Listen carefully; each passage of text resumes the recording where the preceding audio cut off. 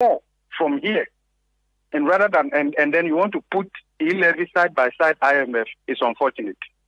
I think that we have. How much are we even getting? Look, even if you raise $6.9 billion cedis from the e-levy this year, and you look at it in dollar terms with the exchange rate depreciation, it's just a little above $1 billion. You could actually get that by plugging the loop, the leakages. This is the leadership that we want. You see, when wastefulness is accommodated to the level that we have and the level of corruption and inefficiency, more money doesn't solve your problem.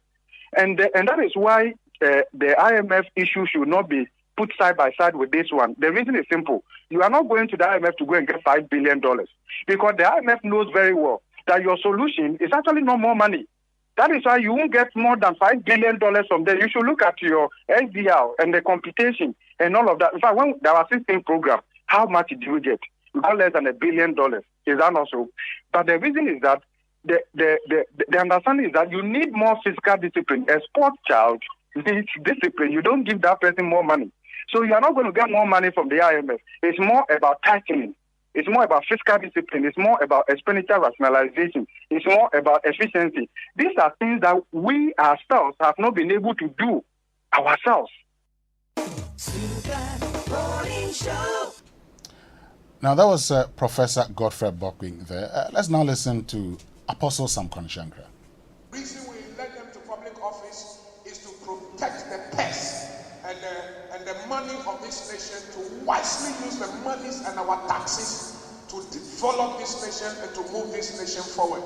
We don't elect them to amass wealth for themselves and to forget about us once they get to that place.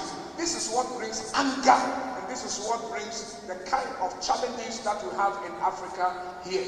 But if our politicians will place at their heart the first and foremost the desire to see this nation move forward, that all of us as citizens of this nation will have the equitable share of the national cake.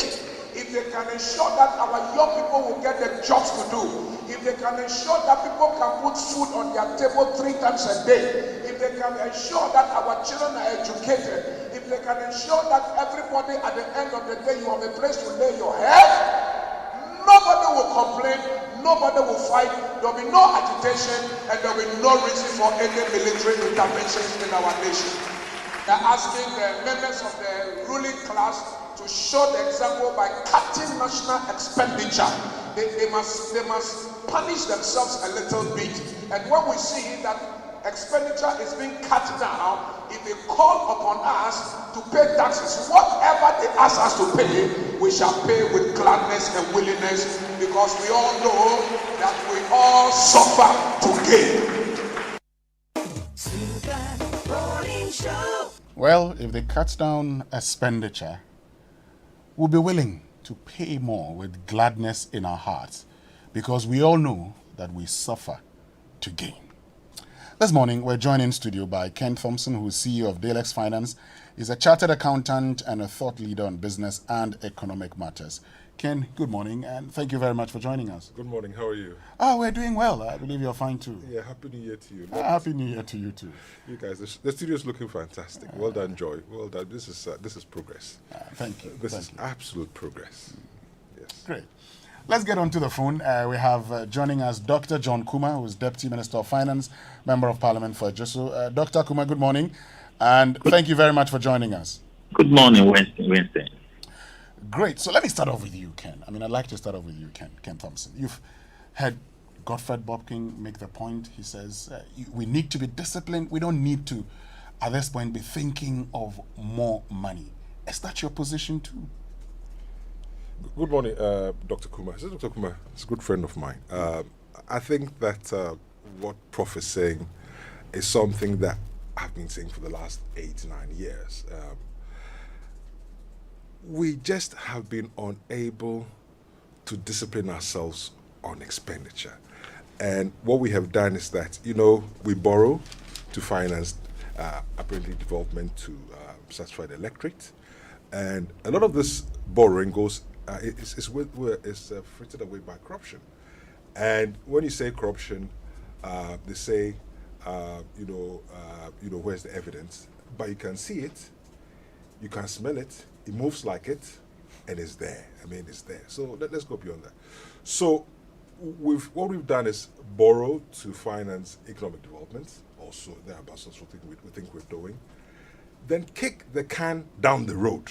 So everybody comes in, kicks the can down the road, borrow, kicks the can down the road, and hope that maybe in future some oil revenues will come to cover your mess.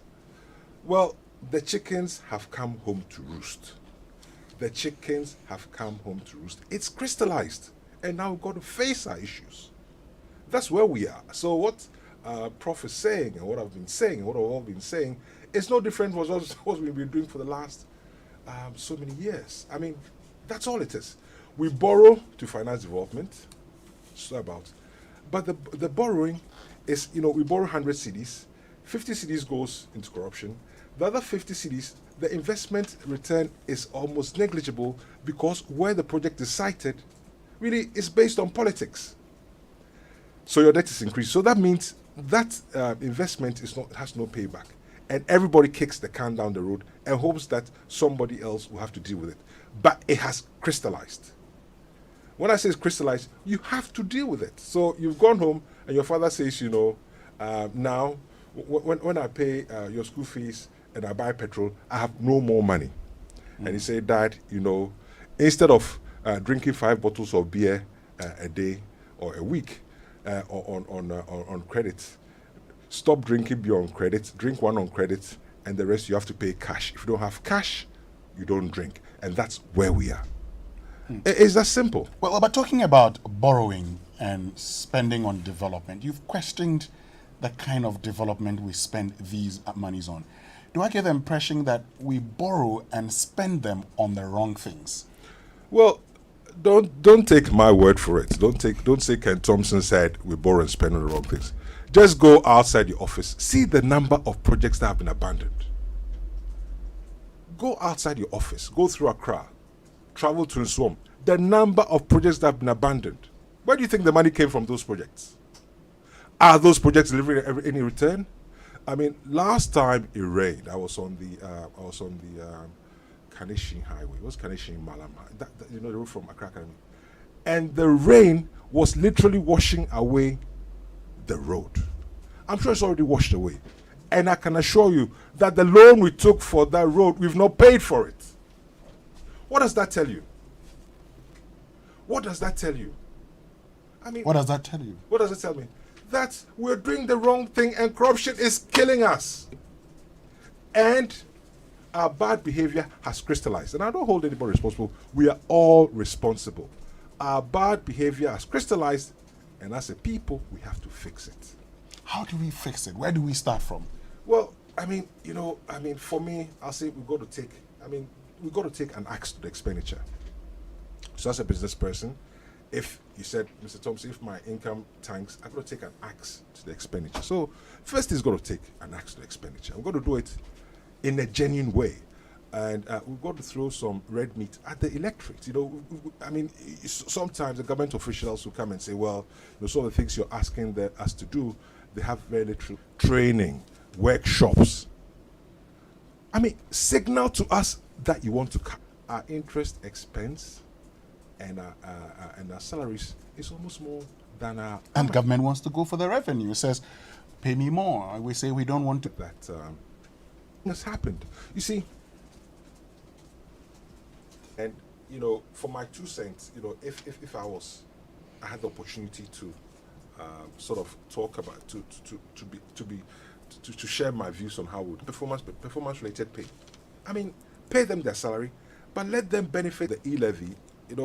What we're trying to do is we may risk, so far as in come back, we may risk undermining the system which we're going to use to widen the tax net, and which we use hopefully to get data to be able to their business, educate themselves, pay for health, extra.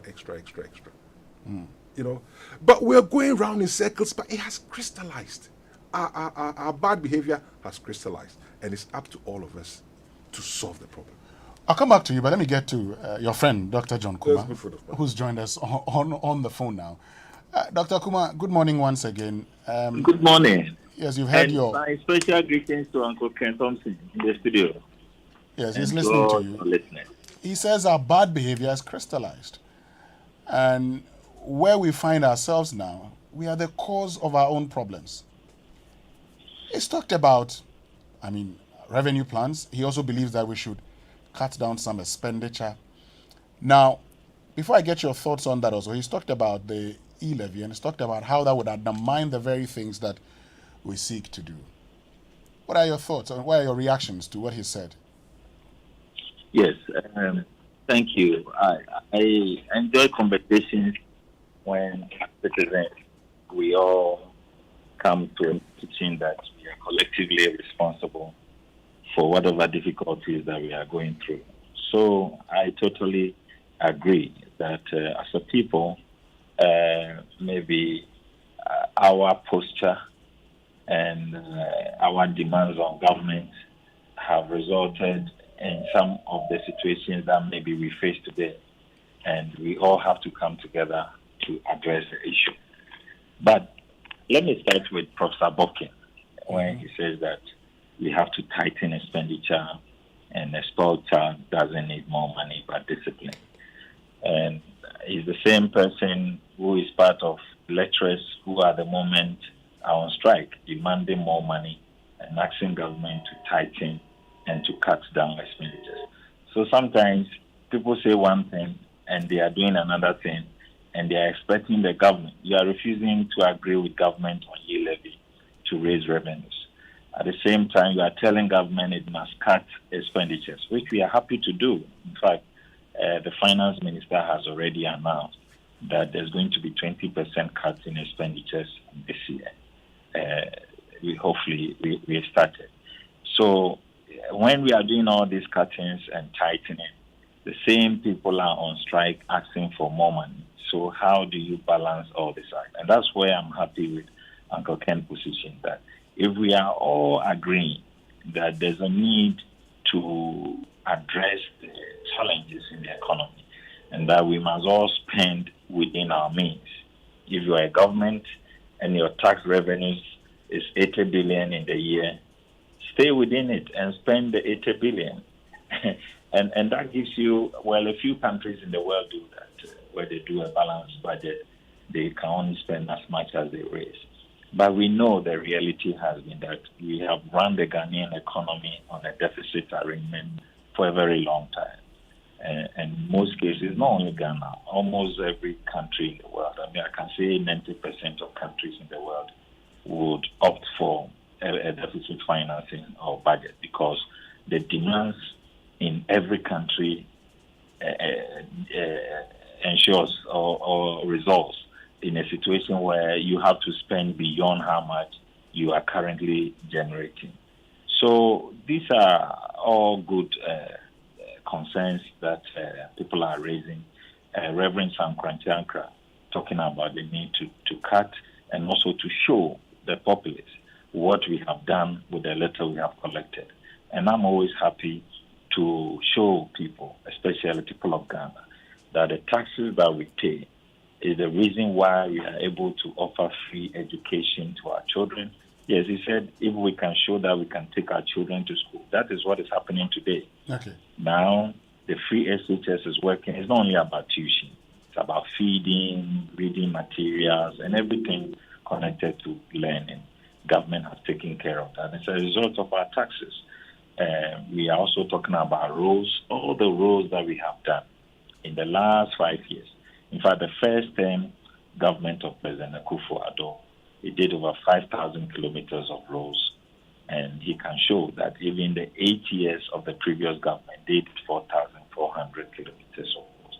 So we've done year of roads. We repeatedly repeating year of roads to show that it is our revenues. When you get to Pokwasi Interchange and all the beautiful infrastructure that we've put there, it's a result of our taxes that we have paid. Even if it is done with a borrowed fund, you are still going to pay back through your taxes.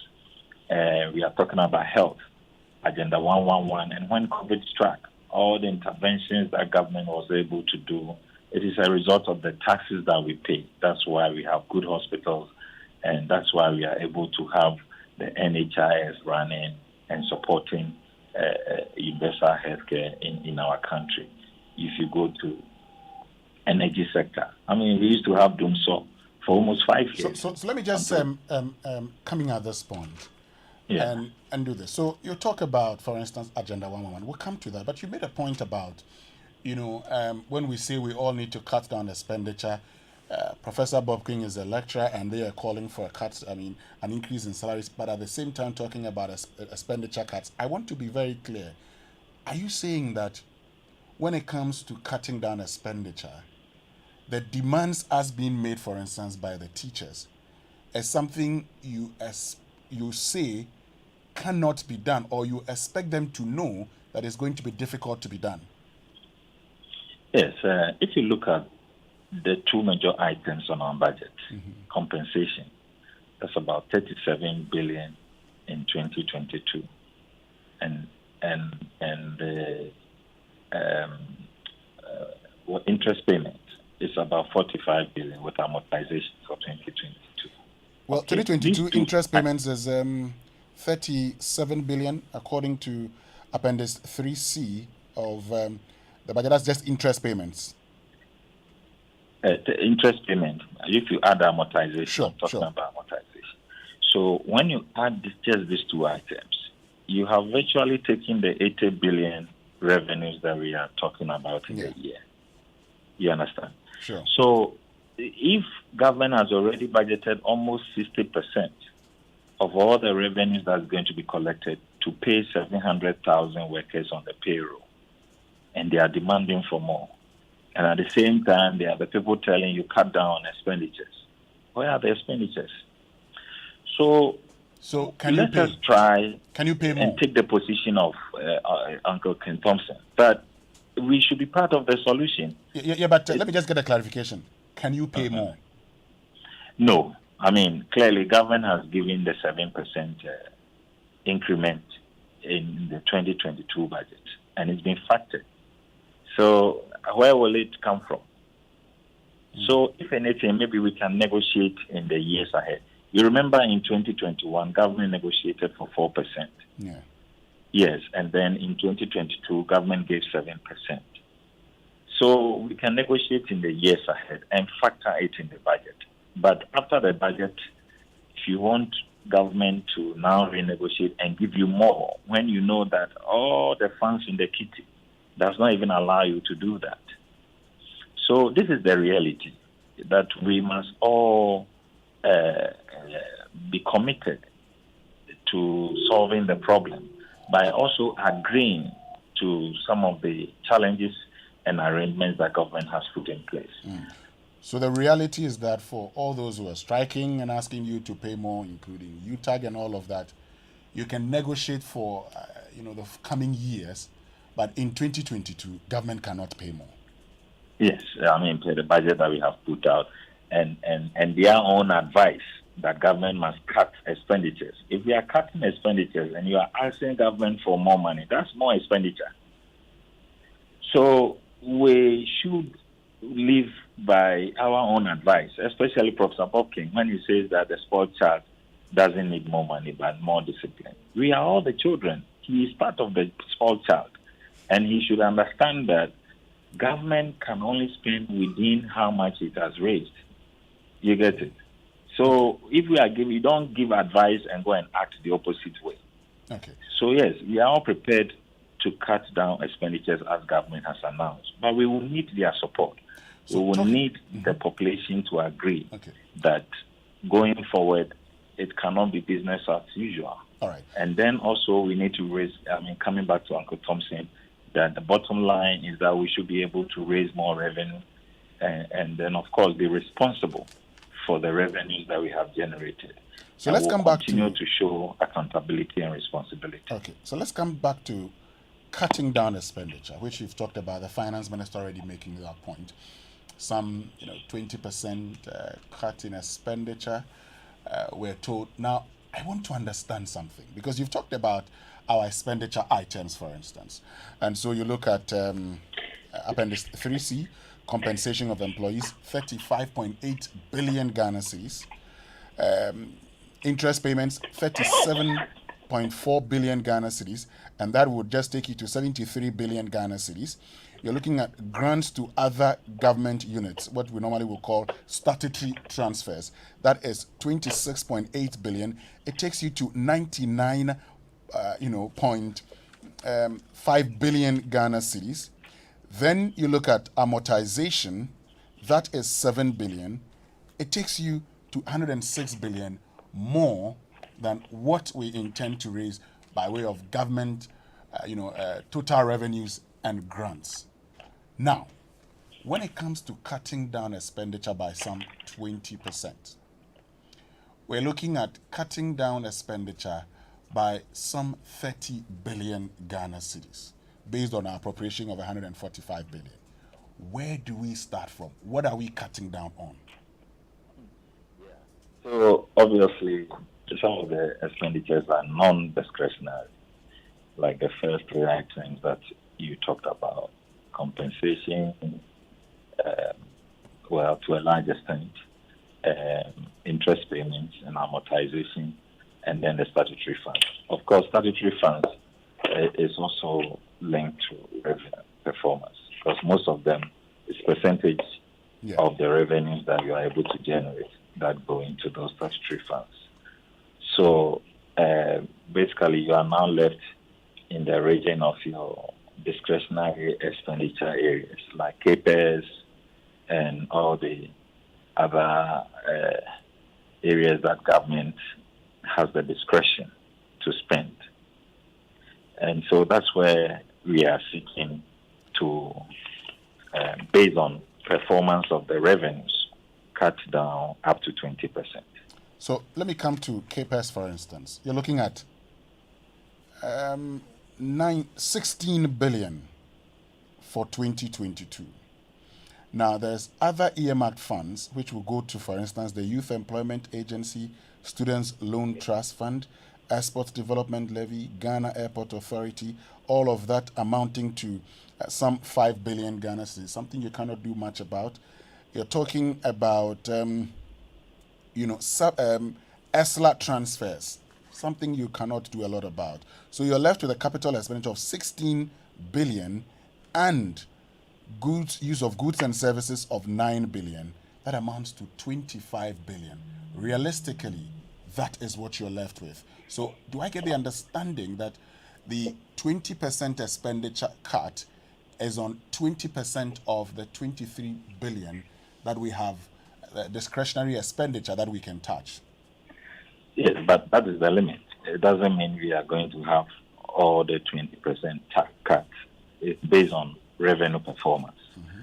So if you are able to meet the revenue targets, then we may not be able to do the 20%.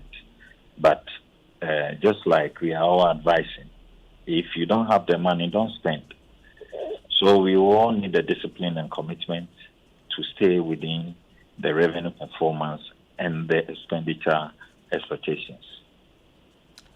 So, just by way of clarification here, before I get to Ken Thompson, I just want to understand a few things. And for those who are listening to us also who are not finance persons, to have this understanding clearly. Okay, so when it comes to the statutory transfers, some is based on how much we generate. And so if we're able to raise this amount of revenue, then 5%, for instance, goes into the District Assembly's Common Fund. If we don't get it, we're not going to do that transfer. So also that's very much dependent on how much we get. And it means that if we're not able to raise that much, we won't get there. Now, the discretionary ones that you're talking about, you are saying that up to 20%, an indication that it may not even get to 20% because this is supposed to be tied to our ability to raise more revenue. And so if we do not get more revenue, we may not have to even cut down on the 20. If we don't raise more revenue, we have to cut down up to 20%. If we raise more revenue, then it means we don't cut down on the 20%. Yes, because you need to grow the economy as well. And cutting down expenditures means that affecting the growth. So if you can raise it, then you stay within the limits of the budget. Okay. We have fiscal targets for the year. That is what we don't want to exceed. But if we don't meet our revenue performance target, we are not going to spend. Okay. Now, if we don't meet the revenue, we're not going to spend. And we've agreed on the discretionary expenditure of around 20 something billion Ghana cedis. So you're looking at up to 20% of about 5 billion Ghana cedis. That's if we don't meet our revenue targets. The other understanding I want to get also. So as we speak, we have not decided, have we decided on the items that we're going to cut on? So for instance, we know that here, when it comes to capital expenditure, as we say we're cutting, for instance, are we talking about cutting down on capital expenditure? Are we thinking of cutting down on, say, goods and services by this margin? No. We haven't decided that yet. The releases to the MMDAs had allocation and ceilings. Yes. So your first quarter, that's spread by 4 quarters throughout the year. So all releases to MMDAs in the first quarter was reduced by 20%. So they will now have to decide on its application in terms of priority. Okay. So the decision rests. The decision is not with the Ministry of Finance, it's with the MMDAs. Okay. Let me bring in Ken Thompson at this point. Ken, you've heard your good friend Dr. Kuma talking about what it intends to do. You've talked about the need to raise more revenue. We'll come to that. But he's provided an explanation of the expenditure cuts.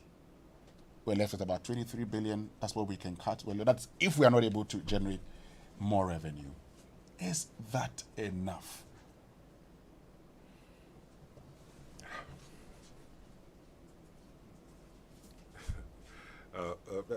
We're between a rock and a very hard place. That's what they say in English, not there. Yes, and but what I'd like you to us to do is that reduce it to the level of how does it affect the wachi seller, and I'm using it as just I'm just drawing an analogy, and using wachi seller as that. This, what does it mean for Ghanaians? What does it mean? So, from what I'm hearing, that means the government has very little money for investment, if at all. If there's no investment, there's very little development. Is there very little development, there are fewer jobs. If there are fewer jobs, people have less money in their pocket to spend. If they have less money in their pocket to spend, with rising prices, then really it doesn't look good. For me, that's what it means. That's the bottom line. And so I go back to what I say is that the game changer is the revenue. The salaries we got to pay. I can't see a situation where the government is going to say is going to retrench public servants.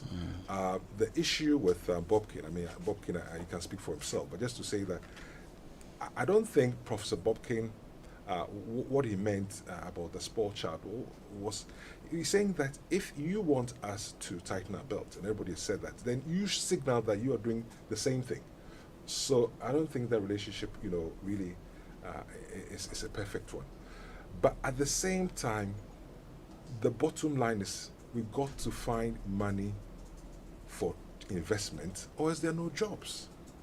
And that creates even bigger problems. But the other question is, where do we find the money? Well, look, we've talked about property tax. We haven't done very little property tax.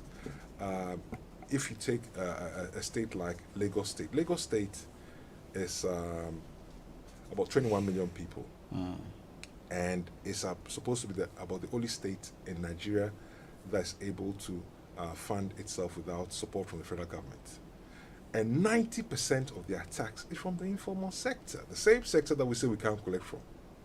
Go, cut, copy, paste.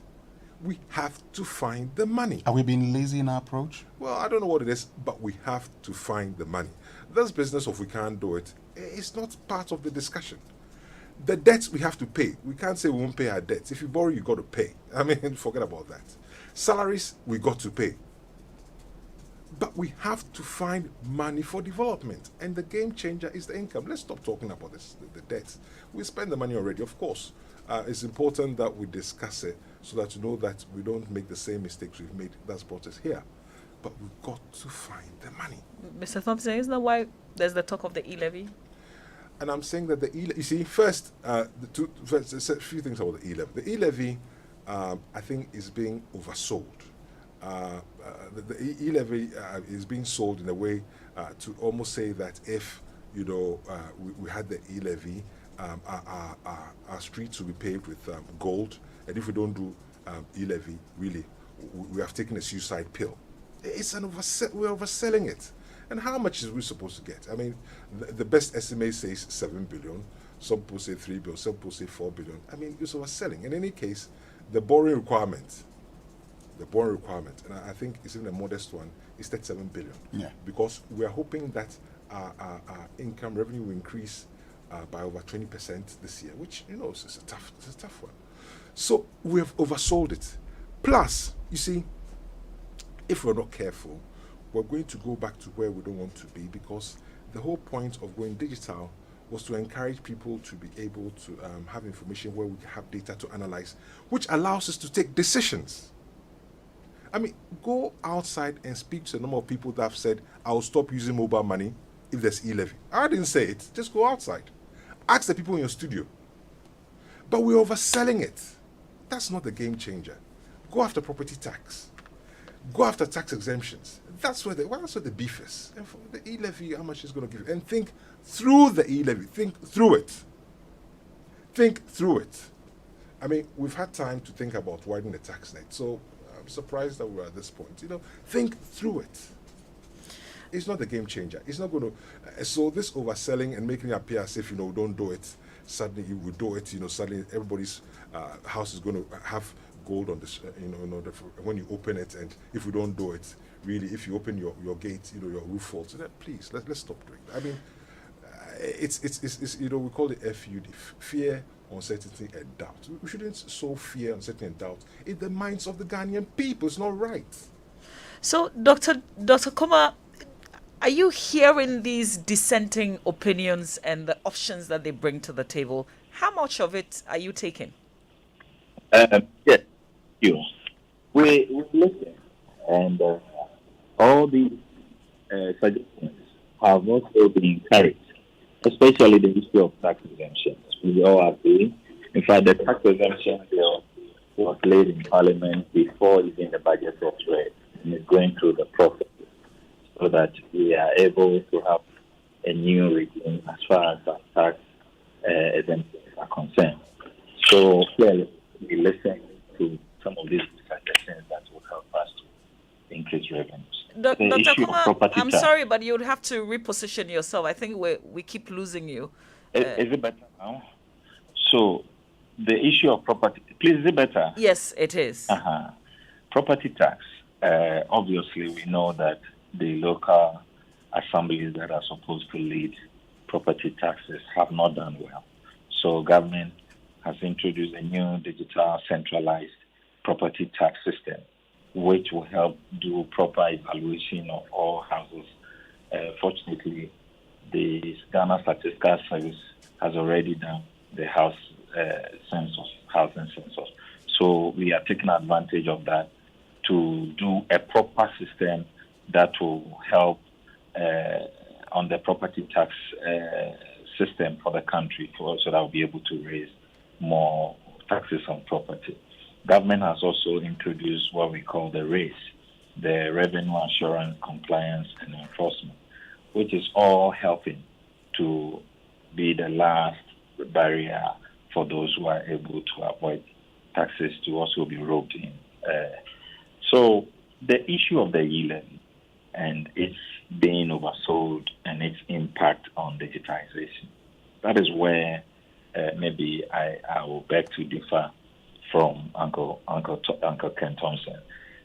First of all, government needed to explain to people that the e-levy is not something that's going to hurt the economy of Ghana. And so the way people were made to believe that e-levy was a threat to their pockets, it's an unjust tax system, and it's going to affect their businesses. It is the reason why government keeps explaining the meaning of the e-levy, what it covers and what it doesn't cover, so that people will be relaxed about it. It's not that government is overselling. Also, the rhetoric that government says that e-levy is a game changer and answer to all the problems of our country. Government never made that commitment.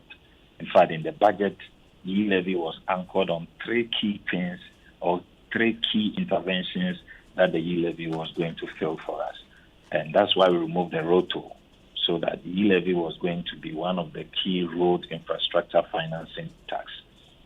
And then we talked about USTAT, which was a 10 billion youth entrepreneurship support to help build the entrepreneurial nation that we talk about. And then finally, the debt reduction, which everybody is complaining about. We cannot continue to borrow. Let's try and consolidate our fiscal space by reducing our debt borrowing levels. And that's all. So these are the three key things that e-levy, and of course also infrastructure of the digital space.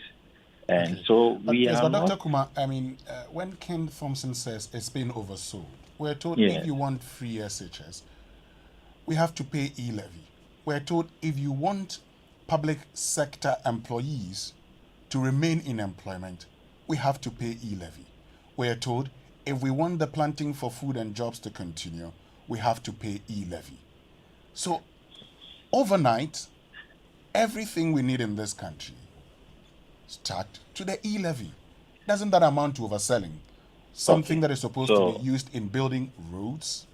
Okay. Something that is supposed to be maybe... used in entrepreneurial development.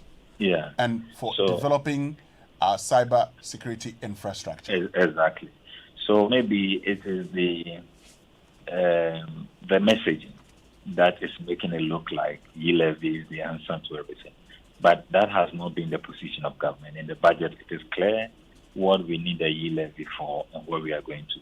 So those just a way of clarification, who attended, you're saying that some of the people who are commenting on the e-levy no, I was getting there. are not commenting the government position. No, I was getting there. I'm saying that those who extend the non-approval of the e-levy to affect all other programs of government are believing that in a very worst-case scenario, if you are not able to raise the revenues and you have to cut down on flagship programs of government, it may affect all these flagship programs that we are talking about. It's not because necessarily you didn't pass the e-levy, but if you are not able to raise the revenues, then you will not be able to spend in all these flagship programs that government has to carry out within the year. So they have a point in saying that let's support the e-levy, not as in e-levy alone, but all the revenue measures that government has put in place so that we'll be able to meet our expenditure targets within the year. Dr. Kumar, if e-levy is not passed this year, would free SHS be affected? No, free SHS will go on. Free SHS will go on. Okay. It's not because we didn't pass e-levy, that's why free SHS will not go on. E-levy is going to help government in its revenue measures, but it is not the reason why free SHS will not go on. But if we don't pass e-levy, it impacts on government revenue. And so even if the free SHS will go on, other things may not go on. You get it? Which other things may not go on? We have clearly stated about youth employment, job creation issues. So we want to promote an entrepreneurial nation, which is all anchored on this e-levy. We want to reduce our debt. If you don't raise this 7 billion or 6.9 billion, and government is forced to now go and borrow, to fill in the gap of the fiscal that we have created. I mean, we are unable to raise the revenues through taxation, and we have to go and borrow. You are adding on to the debt. So the objective of fiscal consolidation and seeking to reduce your debt will not be met. So yes, if we don't pass the e-levy, it has consequences on the economy, but it is not a panacea to solving all the problems of our country. And government has never stated that. Okay. Please just hold on for me. We need to go for some few messages from our partners. You've talked about e-levy not being the panacea to solving all of government's problems. When we return after these messages, we're going to be continuing and we'll be finding out now that, for instance, the e-levy, which you say is not a panacea to solving all of government's problems, we're told has been withdrawn from Parliament. Would it be brought back, or government to be looking at innovative ways of raising revenue, as Ken Thompson is suggesting? This is the Super Morning Show. Stay with us. We'll be right back. Big discount. Free AC installation. Free microwave oven. Free electronic appliances. Plus big cash discount. Big win. Room UHD Web OS Smart TV. Google Android TV. Digital satellite TVs. And many more. Cashing big. And rep your country this AFCON football season. Enjoy big cash discount. Rush now. Electromat showroom today. Call Electromat now on 0552 755456. Electromat. Your world of electronics. Terms and conditions apply.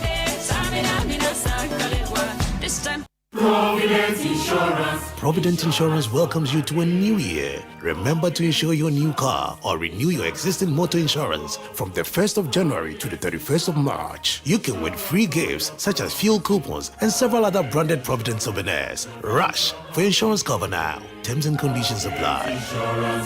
With Provident, man, you are covered. Wow! The Water Africa and West Africa Building and Construction Exhibition and Seminar Program is back again. Yes, we are returning to Ghana from the 8th to 10th June 2022 at the Accra International Conference Center. Companies will be showcasing their latest products and services in the water, sanitation, housing, environment, and construction sectors. Ace Event Management UK is welcoming old and new participants to the event. To sponsor or exhibit, visit www.ace-events.com or call 0556 304 521. Media partners, Joy News and Joy Business. Do you need money to start a business? Do you need money to expand your business? Are you a government or private sector worker in need of money to sort out emergencies? Do you need working capital loan? Or you are in need of an emergency loan? Well, Quick Credit will loan you money so you can repay in flexible terms. It's collateral-free loan with no susu, no savings, no account opening nor deposit wahala. You just need to be a Ghanaian with your Ghana card. Quick Credit covers all forms of loans, and so you have no excuse not to work this 2022 and beyond.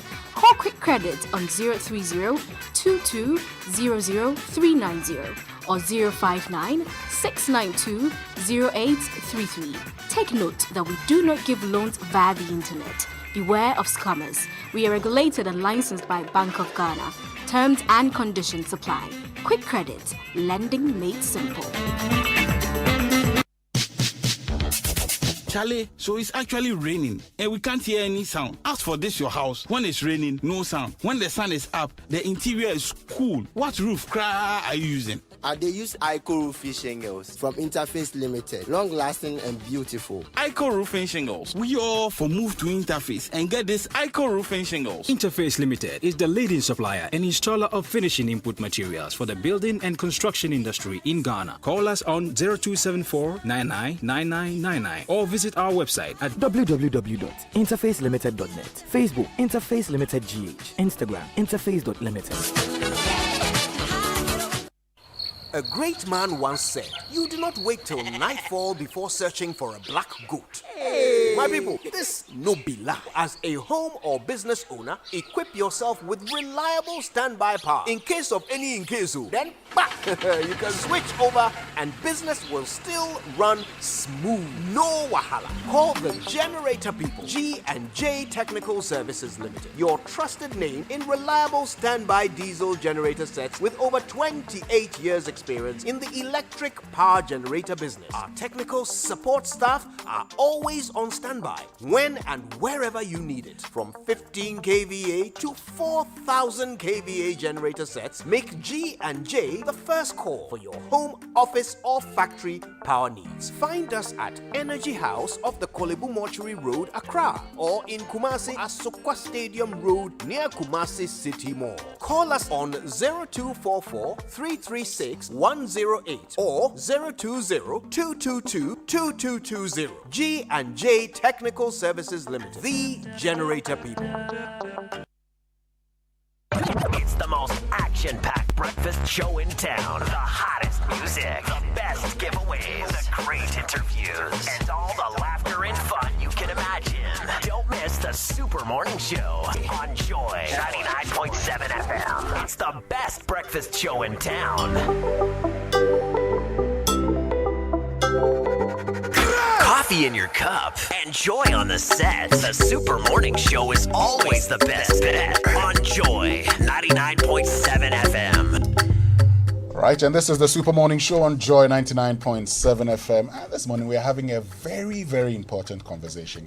What about the Ghanaian economy? We're looking at what we can cut, what we cannot cut. But really, is it about revenue cuts and expenditure cuts, or maybe raising more revenue? You've heard from Ken Thompson, who's CEO of Dalex Finance, a chartered accountant and thought leader in business and economic matters. Dr. John Kuma, who is Deputy Minister of Finance and Member of Parliament for Ejiso, has joined us on the phone, and he's been talking about, what government intends to do when it comes to the 20%, cut down in expenditure, and that's linked to revenues, but mainly linked to also, non-discretionary, discretionary expenditure. And so you're looking at somewhere around 23 billion, 20% of it taking us to some 5 billion, but also dependent on our inability to meet our revenue targets. Winston, a tweet came through from Big Trice. He says, I like how Winston and Mamabi do their interviews. Straight to the point, asking direct and relevant questions. And we are learning quite a lot, thanks to our resource persons as well, Ken Thompson and John Kuma. So Kingdom Books and Stationery Limited, your #1 supplier of quality office essentials, equipment and furniture, all at affordable prices, is giving you the chance to shop even more conveniently at kingdomstoreonline.com. You can buy whatever you want, pay for it via Momo across all networks, and if you live in Accra or Tema, they will deliver to your home or office free of charge in good time. Terms and conditions do apply. At Kingdom, quality and affordability is their hallmark. And let's talk about the National Chocolate Week 2020 is here again. There will be a full week of exciting activities to celebrate the growth and quality of Ghana's chocolate industry. So it started off on the 5th of February with a health walk from Pediase to Ayimensa, Ibrahim Mountains. Following that is what's happening today, 8th of February. It's the opening, or we're opening the ports to the Chocolate City, with live performances from Kofi Kinata, Kwabena, and other exciting acts. Join the train of daily activities at the Chocolate City in Accra, Tetekwashi Circle, and Kumasi Mo Ashanti region. The Chocolate City will run from the 8th February to 14th and play host to some amazing events each day, from a poetry night on Wednesday to an old school night and a cook-off competition between various schools on Thursday, through to a live band night on Friday. We take things up a notch on Saturday with the Chocolate City Family Day Out and DJ-led evening rave in Kumasi and Accra. So on Sunday 13th, there will be a health walk or talk on the nutritional benefits of cocoa.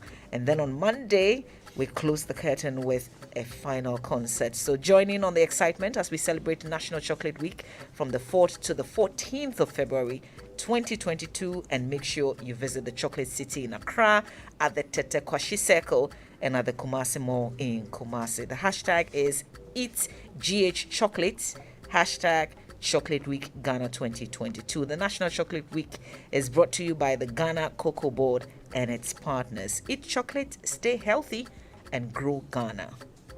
Well, do you know that the income of a young entrepreneur from some selected businesses is exempt from tax for 5 years? Any young entrepreneur engaged in manufacturing, information and communications technology, agro-processing, energy production, waste processing, tourism and creative arts, horticulture and medicinal plants does not need to pay income tax on these activities for the first 5 years of operation. And a young entrepreneur engaged in business that enjoys an initial 5-year concession benefits from the following applicable tax rates for an additional 5 years. Accra and Tema, 15%. Other regional capitals outside the 3 northern regions, 12.5%. Other regional capitals, 10%. The 3 northern regions, 5%. For further clarification and information, contact your nearest GRA office. Ghana Revenue Authority, integrity, fairness, and service. Special good morning to our friends at Allianz Insurance. The life insurance solution you need is here. Allianz Life and MTN are partnering to bring you a world-class life insurance product called Allianz for Life. You sign on by dialing star 170 hash on MTN. And of course, when you dial, you get a surprise. So listen, pick up your phone, dial star 170 hash, follow the prompts, and let Allianz get you and your loved ones covered. For more information, call Allianz Life Insurance on 0302 267 892 or just go to allianz-gh.com. Allianz for Life, Mato for me life. All right, let's get back to it, shall we? A few messages have been coming through, haven't they? Yes, we do. We've got some tweets. At Kwao_Ni says, looks like some people are forcing our leaders to implement the e-levy at all costs. At Khan, Gordon says, now do you know with e-levy, those who are not supposed to pay tax directly, example, students are going to pay taxes without working. Or at Gordon Techi says, with all due respect, John Kumar, can we solve the money lost to corruption last year? And you will see we do not need e-levy to maintain the economy. And at Kwame BK says, why is the government still bent on introducing something the majority of the population is against? There are other taxable avenues like taxing all cars as it is done in Europe. And the final one is from Okpoti_Evans says, then change the messaging if it is causing the confusion. So that's the very last bit of the conversation before we took a break. Great. So let's get back to John Kumar. We'll get to Ken Thompson shortly because we also have to look at what the private sector can do in all of these. But John Kumar, so we know that e-levy is going to be withdrawn. But what I want to find out is, following the withdrawal, would the e-levy be brought back again to Parliament in a different form with some changes to it? Or we want to drop it totally? I don't right word. Come again? I said I'm not the right withdrawal. It's better we see replacement. Government of consultations. We're losing you. If you could kindly reposition yourself so we can hear clearly. I'd be very glad. Sorry, is it better? I think it's better now. Yes, as a result of the extensive consultations and town hall meetings, government has agreed to reduce the 1.75% to 1.5%. And so we are going to Parliament to withdraw the 1.75 and replace it with the 1.5. So, and that's what I'm saying. I don't know if the right word is withdrawal, but it's a replacement of what is already been worked on. Now, I heard a message from one of your testers that why don't we look for money lost to corruption last year? And I believe most of these comments are coming as a result of the misinterpretation of the audit service report from 2016 to 2020, in which various losses were indicated. Now, many of these funds have been recovered already. For instance, in 2018, there was a loss of 5 billion Ghana cedis from the audit service report. Out of that, 4.7 billion was due to tax losses. Of course, individuals, businesses, and companies that the GRA have assessed for tax payment that they have not been able to pay at the time. The following year, the GRA reported that 90% of that tax loss were recovered, and the 10% were subject to court action. So some of them were inconclusive. So, but the next year's audit report did not indicate the recoveries made. And I think that's one thing the audit service will have to check. If you report a tax loss, for instance, in 2020, they reported a loss of 2 billion Ghana cedis.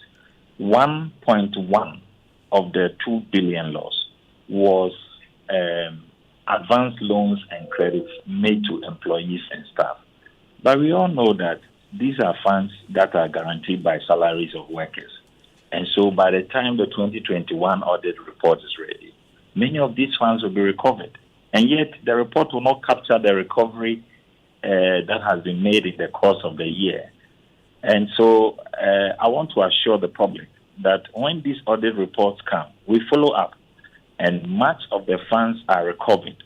And I will plead with the audit service that anytime they are bringing the ensuing year's report, they should indicate how much of the loss reported that have been recovered, so that we can have a clear picture in fair discussion of losses that we report on.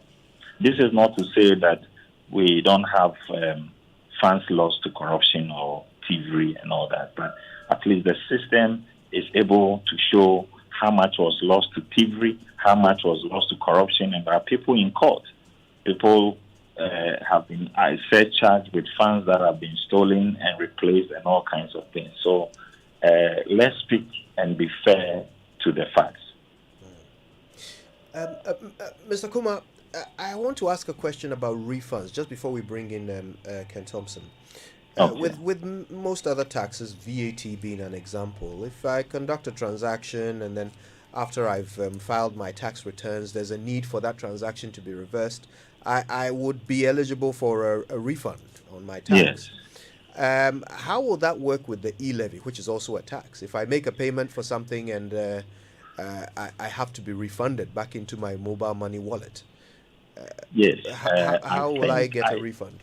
I think it was one of the policy principles to have tax returns at the end of the year, because if you are able to file your tax and indicate that you have some tax incentives that you are entitled to refund, it's part of already existing tax policies. So I believe it's not a big issue. How would that work with an e-levy exactly? For example, if I do my shopping every week with my mobile money wallet, and every time I make a payment, I pay an e-levy. At the end of the year, how am I expected to apply for a tax return for my e-levy and get it paid back to me? How exactly would that work? Yes, so now the good news is that all our national ID cards will be linked to our TIN, and which is what everybody is going to use to register their SIM card. So it is easy to trace you to every transaction and to every tax payment that has been made. So if you have to apply for tax returns, the system already recognizes you and knows specifically who made those contributions. Okay, I think perhaps we will learn a bit more detail on this as time goes on. But in the studio, of course, we have Mr. Ken Thompson of Dalex Finance. You've heard what the Finance Ministry is saying, that they're going to come back, but at 1.5. Does this perhaps resolve any of the issues? Well, he says they're going to come back at 1.5, and perhaps they'll provide more clarity on its applicability. So let me reserve judgment. But let me give you a private sector solution to some of Ghana's problems. And if Ghana's problems resolve this private sector, the government is unable to borrow, or its ability to borrow is restricted. The government is unable to create jobs. And I've always said that, when we talk about the cuts, take the government out of business, Maslow, NBSSI. Why are we putting money? Let's give it to the private sector. We know how to work. We have skin in the game. What skin do our public servants have in the game? They have no skin in the game. The private sector has skin in the game. But the private sector has the capacity to borrow, on lend to private enterprise individuals, to create jobs and develop this country. But the private sector cannot do that unless two key conditions are satisfied. First, we must know the person we're lending to. So, all this digitization is good, and anything that is done to stop it to slow it down is bad, because once we know who we're lending to, we're more comfortable to lend, because we know that there's an incentive for you to pay back. Because if you don't pay back, there's a mark against your record and you have to repay. But even more importantly is the court system. You take a case to court, it takes forever. It takes forever. And even when you have judgment, it's frustrated by interpleaders. And the courts entertain that. If we really want the private sector to be involved, and this solution of our problems is private sector led, reform the court system so that when cases of this nature, of borrowing, of agreements go, they are dealt with expeditiously. What I mean expeditiously, expeditiously. Give the bailiffs power of investigative power. So when they go, they can investigate, they can ask questions. And then make the lawyers rich. Let them sit 24/7. The private sector will pay for it.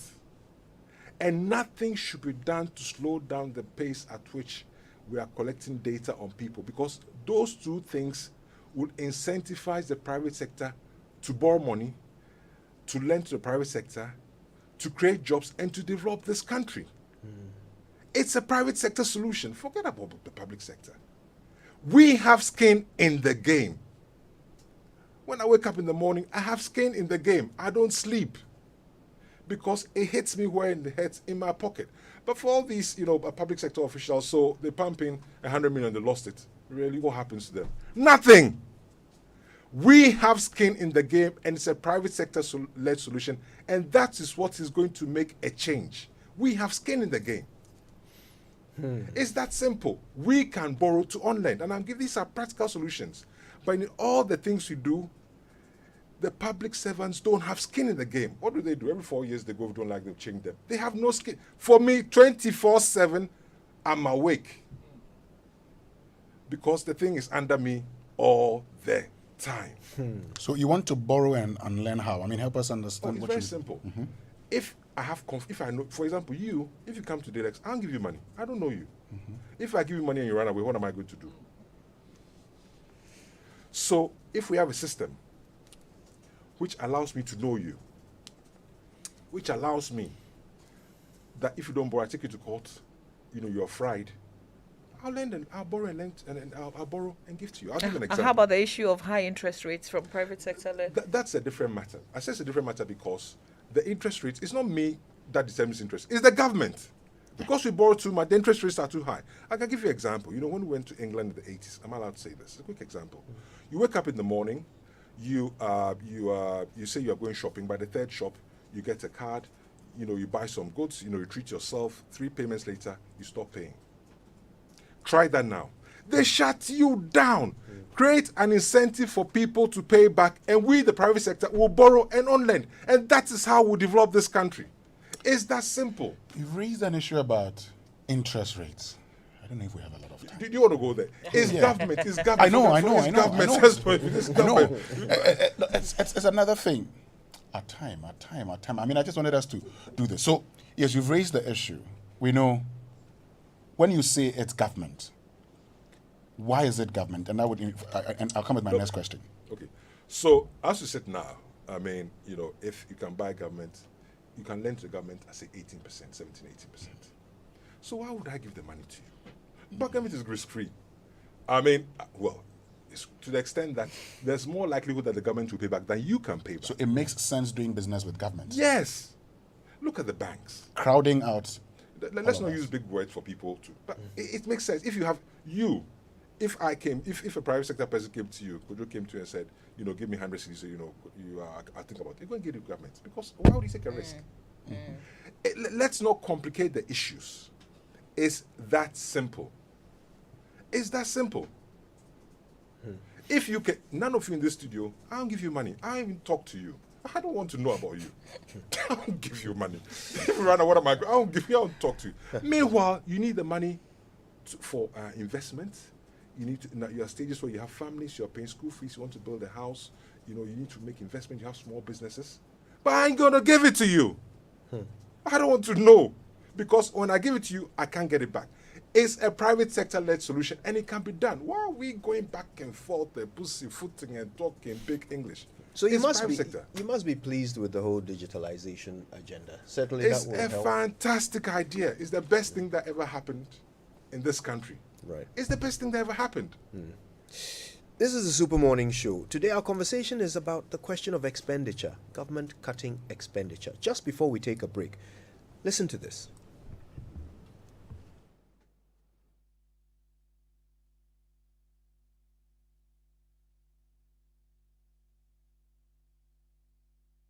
They must punish themselves a little bit. And when we see that expenditure is being cut down, if they call upon us to pay taxes, whatever they ask us to pay, we shall pay with gladness and willingness, because we all know that we all suffer to gain. A sports child needs discipline. You don't give that person more money. I can't wait to hear what you think about this and everything else you've heard on the show when we come back from these messages. What would you do if you have the choice to do anything in life? Build your dream house, take very good care of your family, and plan for a comfortable retirement. Plan a befitting funeral for your loved ones when they depart. How would you live if you knew there was a friend waiting to support you on all of your life's choices? You have such a friend in Glyco Life Insurance. Glyco Life has all the plans to meet your life's needs: your child's education, your life savings, your mortgage, funerals, redundancy, and your retirement, and takes the burden off your shoulders. So go ahead and live life to the fullest today with Glyco Life Insurance plans. And remember that all our policies are hedged against inflation. Talk to Glyco Life on 0302 218 500 or 246 142. Also visit our website at www.glycolife.com or any of our branches nationwide for more information. Glycolife, we cushion you for life. Glyco, we cushion you for life.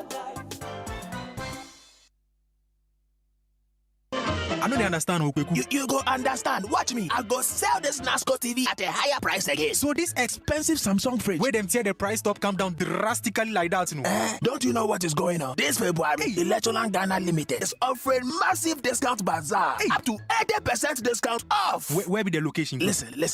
Are you looking for quality home electrical appliances? Come for your Samsung, Toshiba, NASCO, and media products. Electroland Ghana Limited will be on the Spintex Road from the 10th to the 13th of February, adjacent Bank of Ghana near the Flower Pot, 8 a.m. to 6 p.m. each day. Yes, it's a massive discount bazaar, up to 80% discount off. EGL is clearing out its stock. These electronic and home appliances are a mixture of brand new, slightly used, scratched, showroom display, and dented. So make it a date. Terms and conditions apply.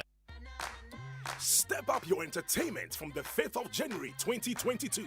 Already on GoTV Value? Then upgrade to GoTV Plus to watch GoTV Max. Or if you're on GoTV Plus, upgrade to GoTV Max to enjoy GoTV Super. Don't wait. Reconnect and step up your GoTV package today via the My GoTV app. Remember, we upgrade you to the next higher package for free. Terms and conditions apply. GoTV, love it.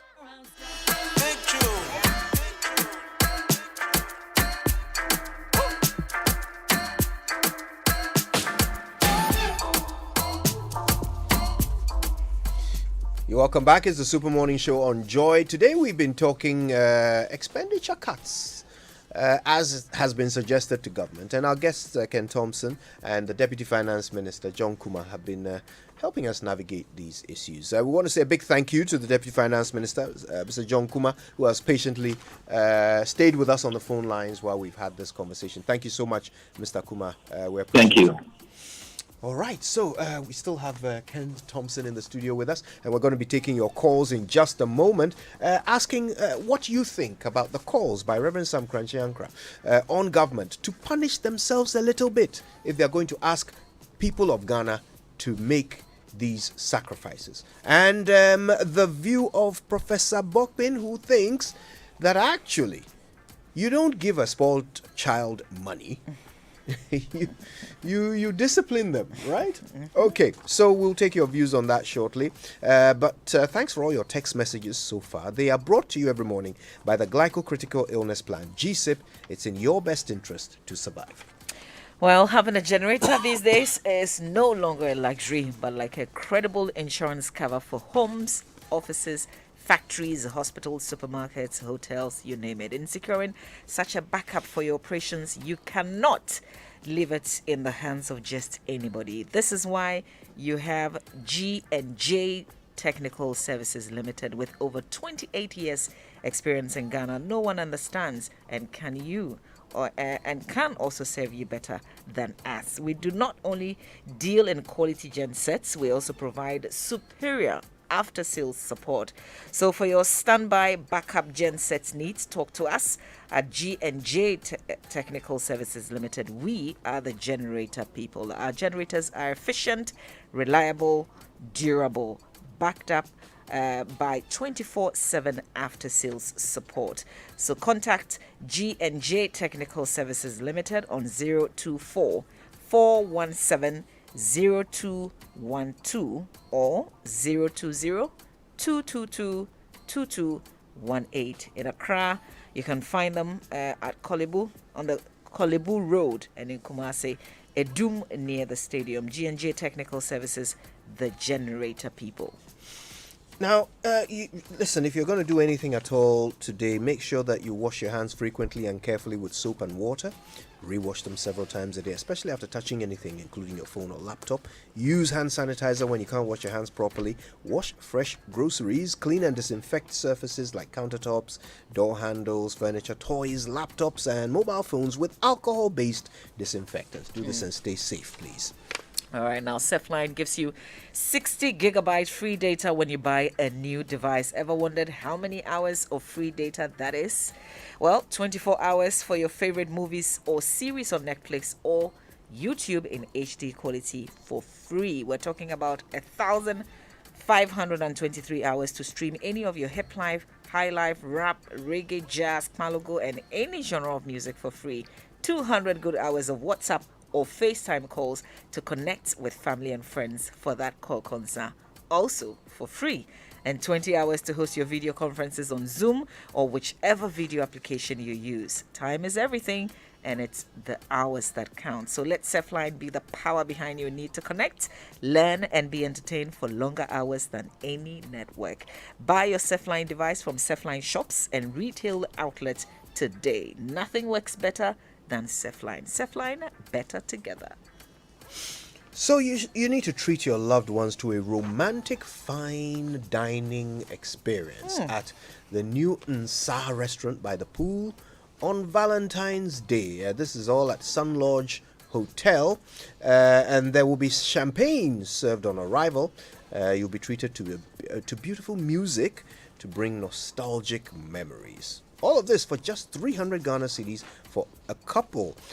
All COVID-19 protocols will be adhered to. If you want to make a reservation, call 020-2022-317 or just email reservations@sunlodgehotel.com. Terms and conditions may apply. Sun Lodge Hotel, an experience worth repeating. Sounds like we're going there. It does,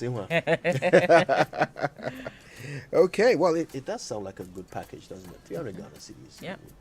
Give your loved one a wonderful treat. Okay, well, listen, let's bring this conversation to you. Call us 0302-216-541, 055-1111-997. Government should punish itself a little bit. That's the view of Reverend Sam Kranche Ankra. Do you agree? Professor Godfred Bokbin thinks, well, actually, you don't give a spoiled child more money. You rather discipline a spoiled child. Kweku is on the line from Golf House. Kweku, good morning. Good morning, Kojo. How are you doing? Not bad at all. How are you? I'm very well. Mama you Winston and Uncle Ken.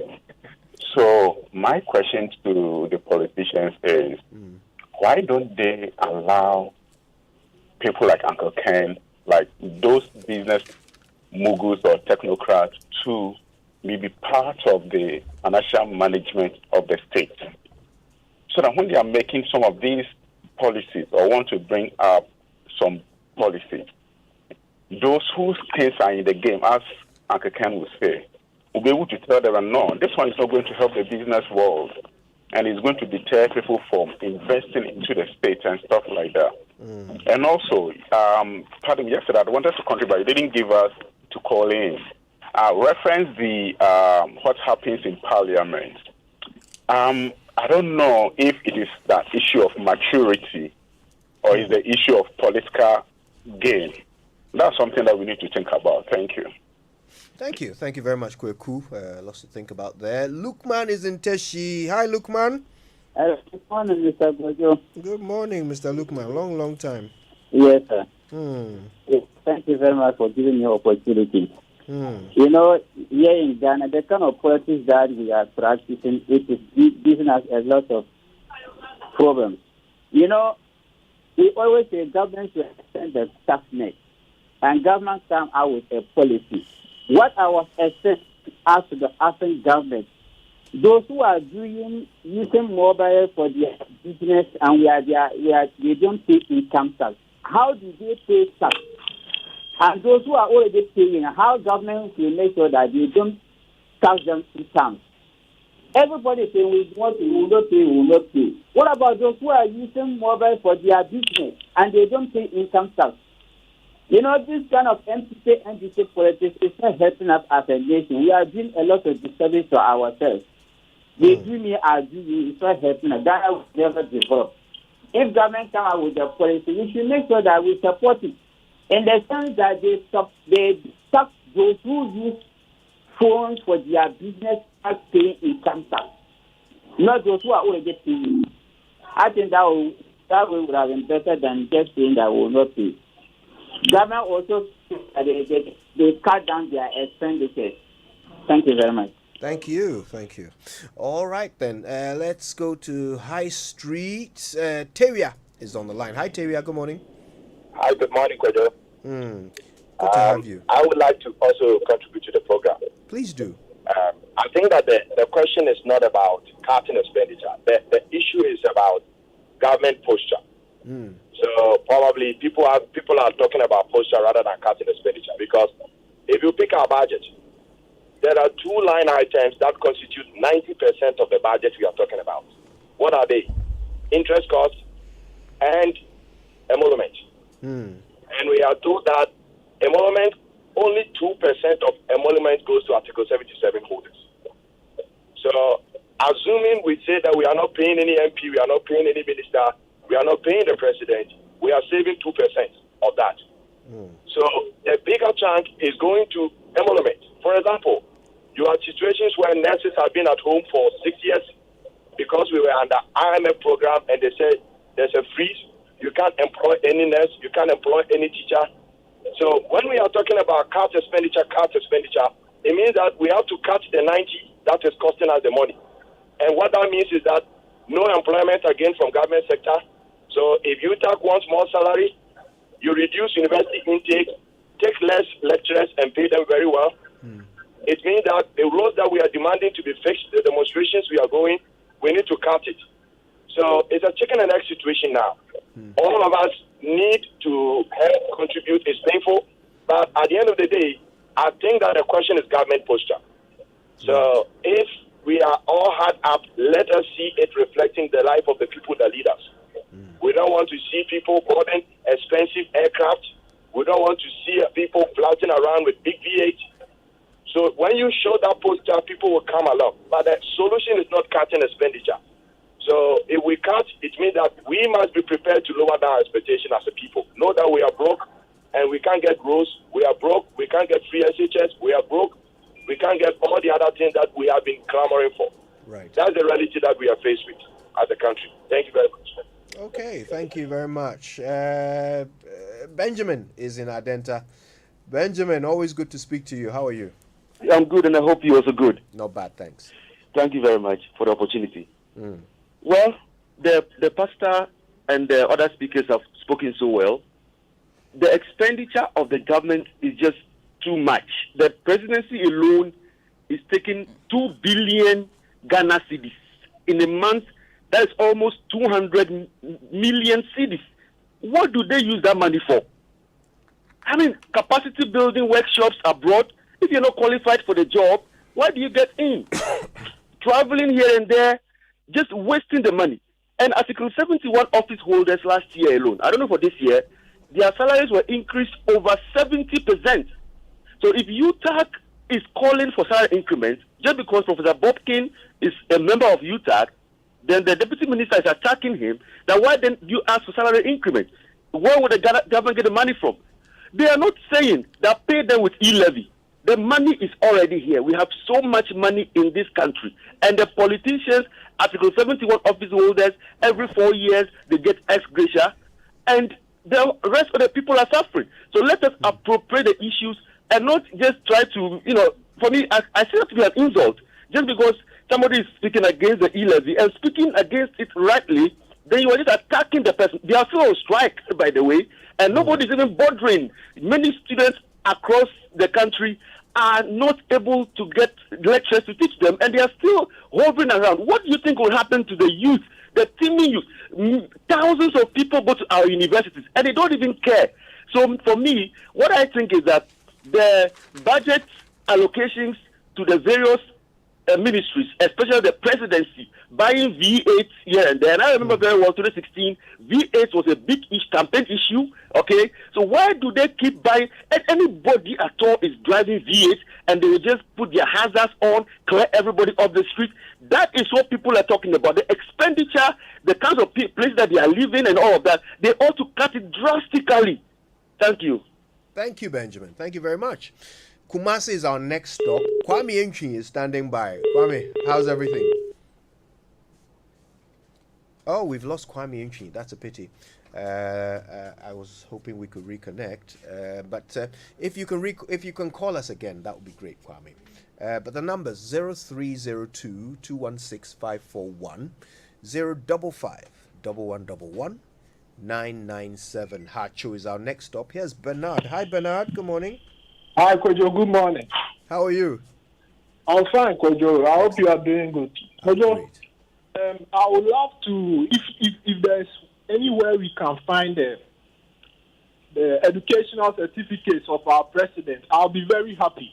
Because, Kojo, things are not adding up. Lecturers are at home. They want to increase their salary, okay, Kojo? At the same time, I just went to your website, and I saw Ghana is about to pay 400 million cedis this year to pay students who want to study to be nurses, students who want to study to be teachers as allowances. 400 million cedis. This is about $63 million. I mean, come on. Things are not adding up. I would love to see their certificates because things are not adding up. If I see it and they are not smart people, I would understand that, okay, we voted for these people and this is what we are getting. Because things don't add up at all. I'll be very happy if Nanado could show his certificate to us because things don't add up. Things don't add up. Thank you. That's what I want to see. I want a certificate. That's all. Thank you, Bernard. I don't know if I don't know if that is a popularly shared request. I think it's generally accepted that the president is a lawyer and is qualified as such and has been to school. Okay, Peter is in Koliklote. Hi, Peter. How are you? Yeah, good morning, Kojo. How are you? No bad at all, Peter. Thanks for calling. Thanks so much. Let's first say good morning to Matthew of Senate. God bless you. Kojo, you know, the problem we have in our country is just food. And if we are able to tackle it very well or approach it, Ghana will be like America, believe me, by 5 years. One, if government is able to protect the revenue that we take, the leakage of revenue, one is our problem. And then improper expenditure. That's the two problems we have. The revenue, you know that the revenue that Ghana will get, about 60% go into the pockets of the people who are appointed to manage those revenues. How does that happen? let me give you one example. When you go to DVLA, Hello? Hello? Yes, go ahead. Let me give you one example. DVLA, when you go to DVLA, Yeah. If you go through the right channel, that if you are going for a license, you will not pay more than 300 Ghana. You get a license. Yeah. But if you go through the Goro guys, you will pay 1,000 or 1,005 before you get a license. And people are doing that. Okay. So 300 and then 1,005. It means that they have double times 5, 300 times 5.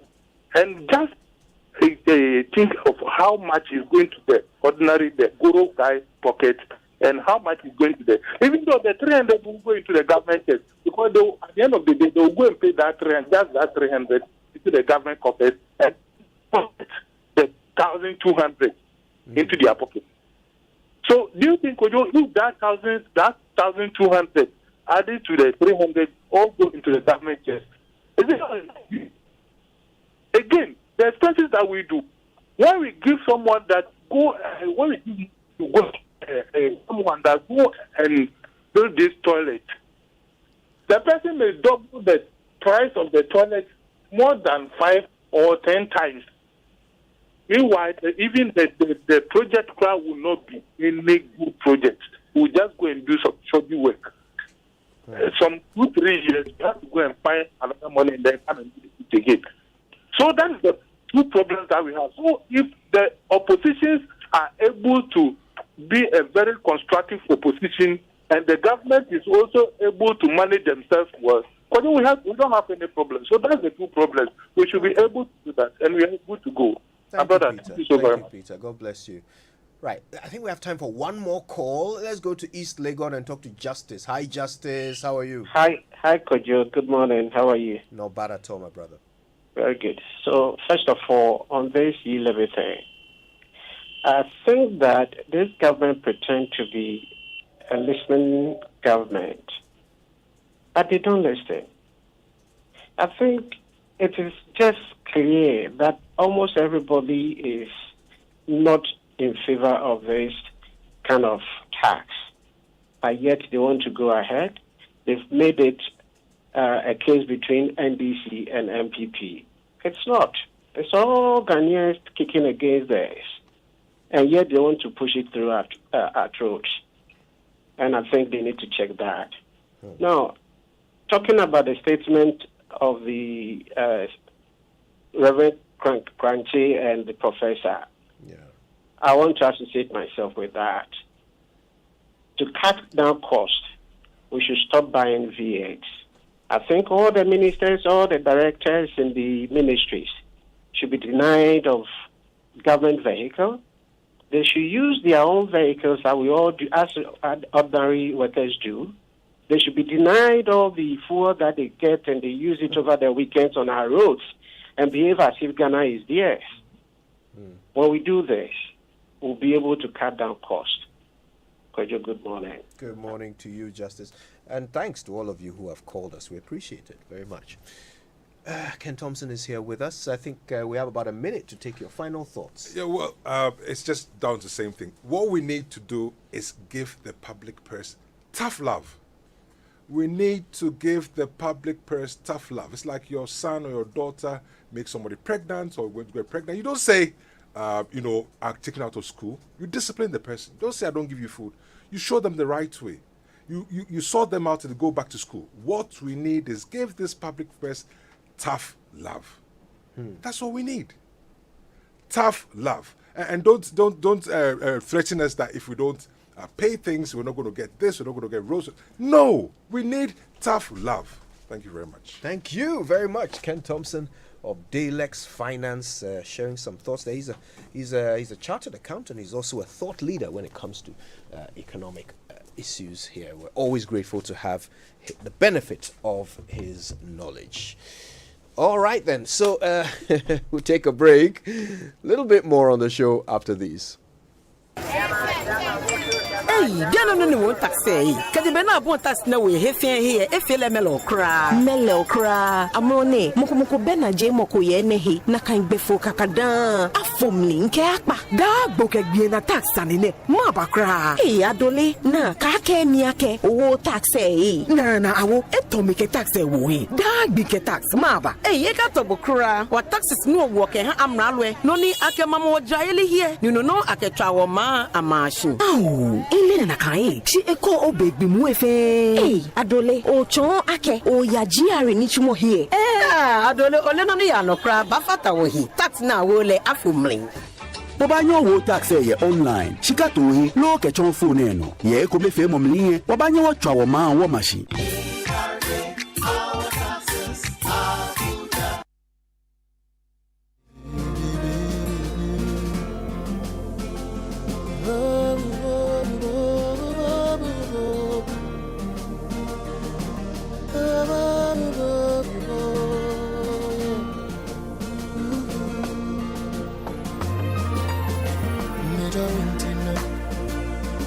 Sika kompete shawonzo mede Yazima be when it's time for them to know me day Kabin suto bubo Me wado be ma Awo me day Baby already won you sama wafe I love this picture. I love you from the core of my heart. Joy99.7 FM.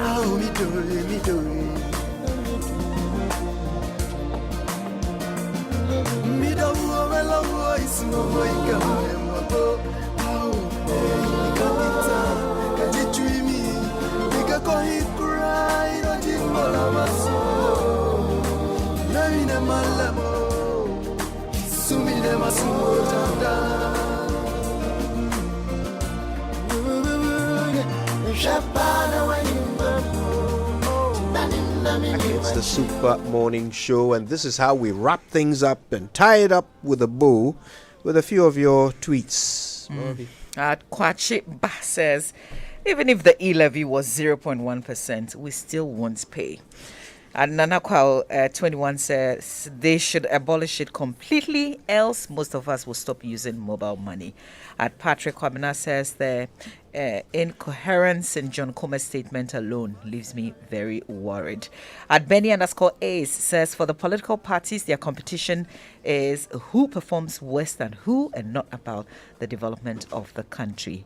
I am at Bana GH says, can you ask him what exactly will happen if the e-levy is not passed? Like specifics, hashtag Joy SMS. So those are the messages on this issue. Indeed.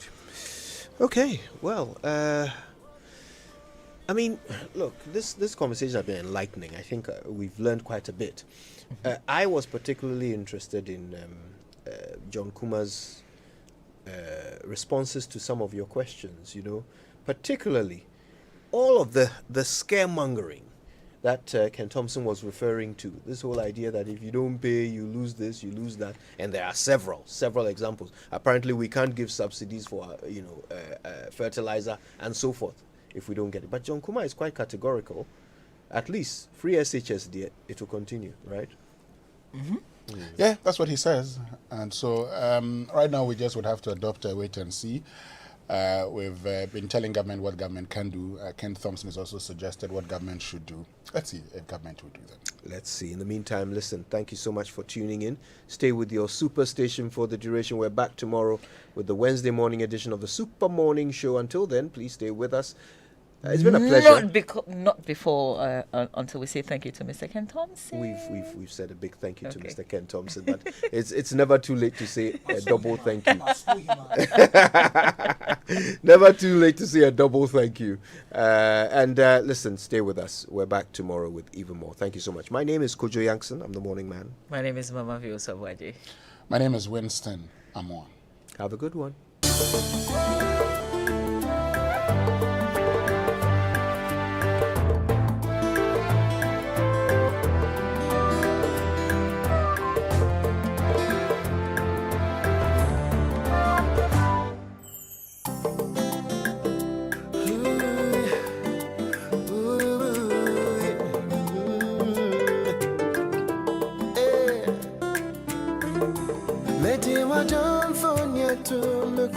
so many so I hear me.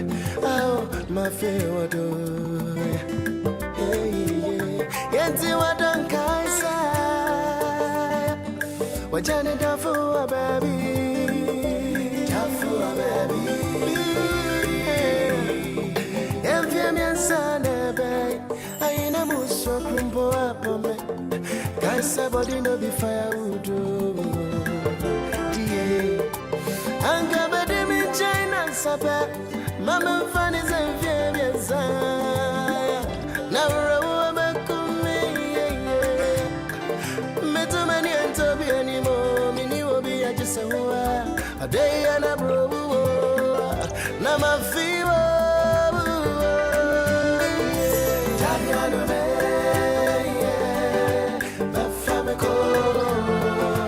Famico, Tadiano, God down my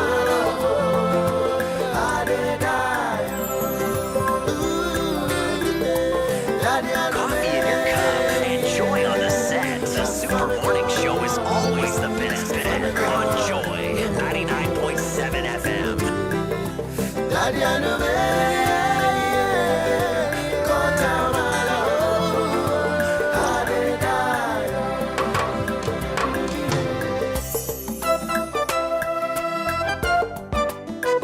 Coffee in your cup and joy on the set. The Super Morning Show